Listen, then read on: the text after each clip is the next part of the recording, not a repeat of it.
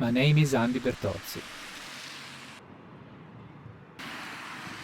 I came to Manchester at the end of the summer 1996, determined to join or create a band, an indie rock band along the lines of what was going on at the time. However, after having tried to find my feet in such a landscape, I discovered instead that there was a different kind of musical current running through the soul of the city, which hadn't been promoted like the rest.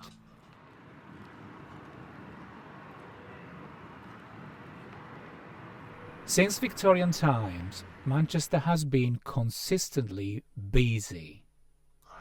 A city busy with its own endeavours, industries, creations, moods and trends. And the music trend of the 90s that pervaded its most central soul was actually young, black music.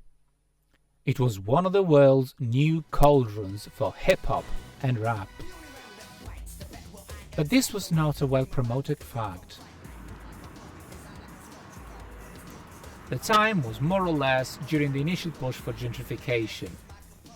The gentrification of the large and old, worn-out looking cities by exploiting the positive concepts of rebuild and renovate. And offer them up as very tempting places for huge investments in the housing industry, such as that.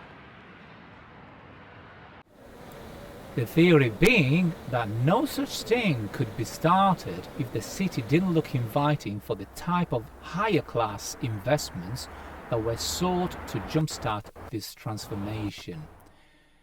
I began developing the feeling of a potential culture clash between these plans and the vibe from a type of music that was mainly identified as coming from black artists.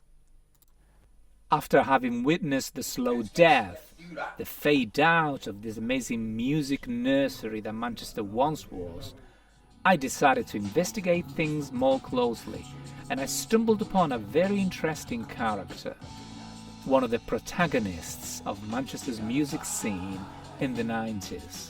My chorus to be, I get classy to do it, or if you know some lovers rock dude.